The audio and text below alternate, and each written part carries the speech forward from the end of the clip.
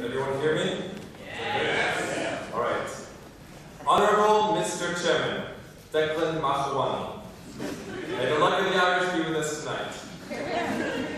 Your Excellencies, Monsieur le Professeur, Monsieur le Directeur Général, members of the jury, thank you for freeing up your busy schedule to be with us tonight.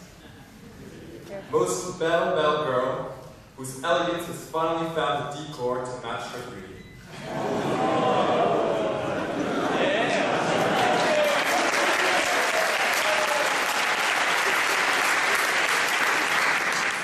Members of the government, who have certainly tied the final knot with Marianne. Fellow members of the opposition, what beautiful ties you have. Members of this house, sitting so obediently still in your chairs, believe me, tonight is a night to know no equal. Mom and Dad, who are probably more nervous than I am.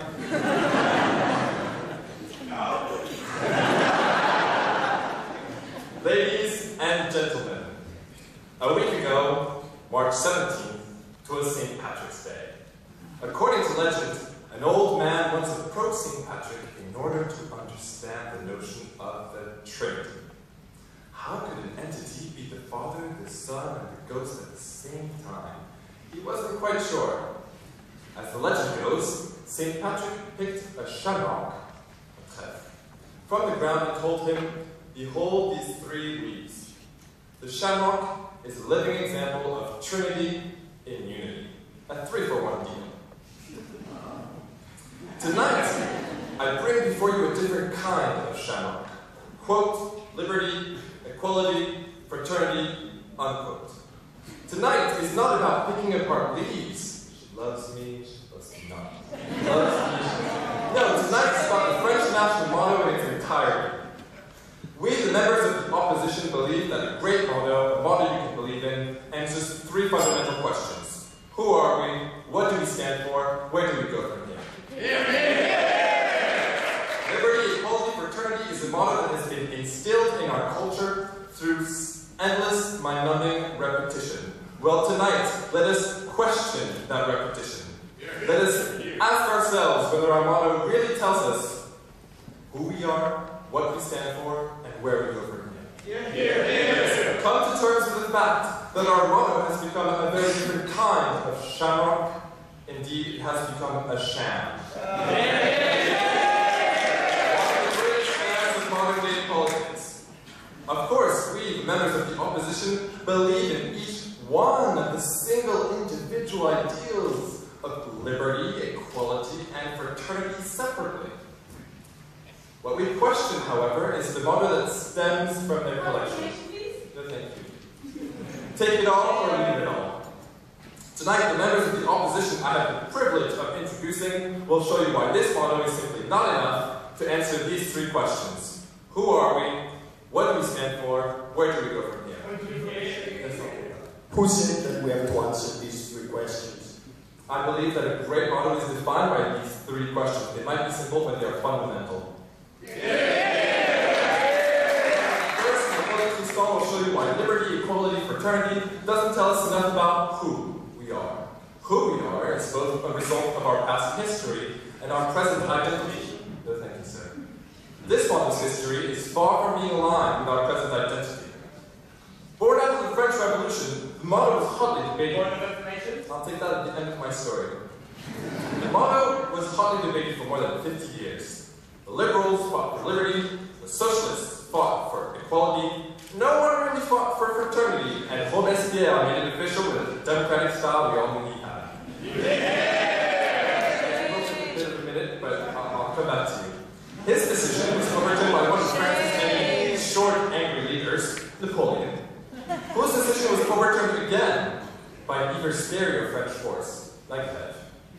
Originally, though, the motto was liberty, equality, fraternity, or death, leading to the natural interpretation you are either with us or against us. And we all remember George Bush's presidential mistake. Even the very word fraternity is old-fashioned now. It will just... In English, now refers to peer pressure college students. I'll take that point. Okay. Besides botanic and religious existential questions, do you still believe in these values for our society? Liberty, equality, fraternity? This might surprise you. I believe in the individual values themselves, but I do not believe it's in a 200-year-old motto to represent the world today.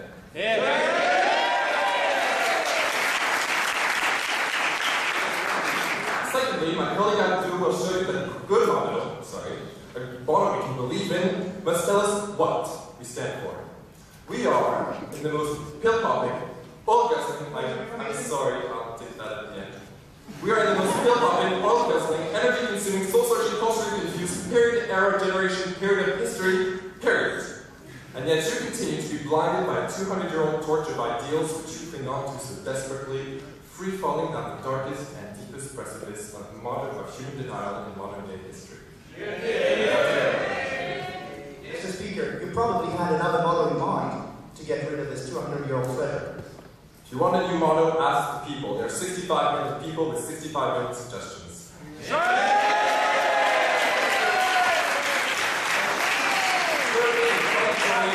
This motto doesn't answer the fundamental question, where do we go from here?